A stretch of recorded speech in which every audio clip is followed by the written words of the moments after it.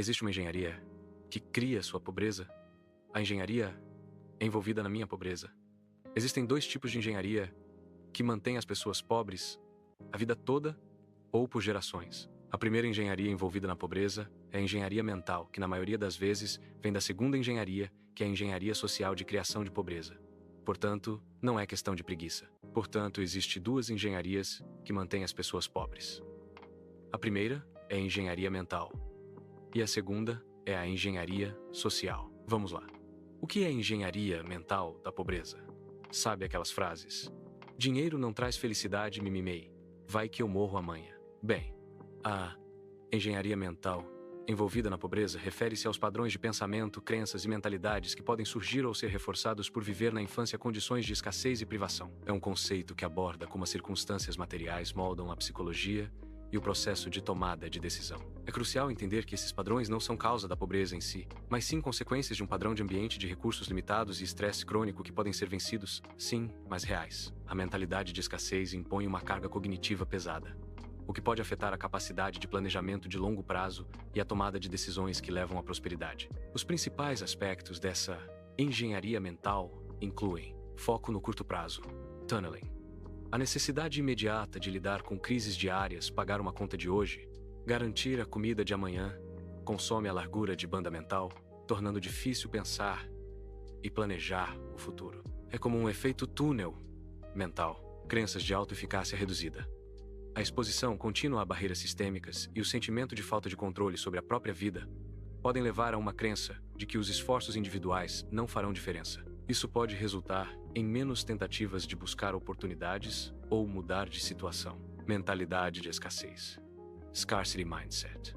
A constante preocupação com a falta de recursos pode levar a decisões que parecem irracionais para quem está de fora, mas que fazem sentido no contexto de privação. Por exemplo, a falta de poupança pode ser resultado da impossibilidade de economizar, não de uma falha de caráter.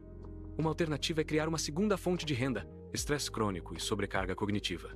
Viver em estado de alerta constante devido à insegurança financeira tem impactos neurobiológicos, prejudicando a função executiva do cérebro, raciocínio lógico, controle de impulsos e planejamento. Ciclo de reforço negativo. As crenças e os comportamentos adaptativos à pobreza acabam, por vezes, reforçando a própria situação, criando um ciclo difícil de quebrar sem intervenções externas, apoio social, políticas públicas, educação financeira acessível. Em suma, a engenharia mental na pobreza é uma resposta psicológica complexa à adversidade. Romper esse ciclo geralmente exige mais do que apenas força de vontade. Requer a redução das pressões externas e o acesso a recursos que permitam às pessoas recuperar a capacidade de planejar e investir no futuro. Vamos lá para o segundo tipo de engenharia da pobreza, que é a engenharia social da pobreza. A expressão engenharia social, por trás de ser pobre, refere-se metaforicamente aos mecanismos estruturais e sistêmicos da sociedade que perpetuam a pobreza, tornando extremamente difícil para os indivíduos e famílias saírem dessa condição. Não se trata de um plano intencional de engenharia no sentido literal, mas sim de uma armadilha da pobreza. Esses mecanismos criam barreiras que limitam o acesso a recursos e oportunidades, configurando uma condição de pobreza estrutural. Principais componentes dessa engenharia: ciclo intergeracional da pobreza. Famílias que vivem na pobreza muitas vezes permanecem nessa situação por gerações, pois a falta de recursos básicos impede o investimento em capital humano, como educação e saúde de qualidade, para os filhos. Barreiras estruturais incluem a carência de acesso a serviços públicos de qualidade, educação, saúde, saneamento básico e oportunidades de emprego digno. Mas não deixe isto se tornar o seu fim. Desigualdade econômica.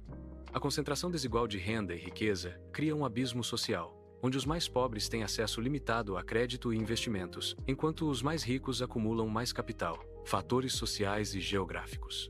A segregação socioespacial, favelização, moradia precária em áreas de risco, e a discriminação social contra grupos vulneráveis também são fatores que limitam severamente as oportunidades de vida e mobilidade social. Economia da pobreza.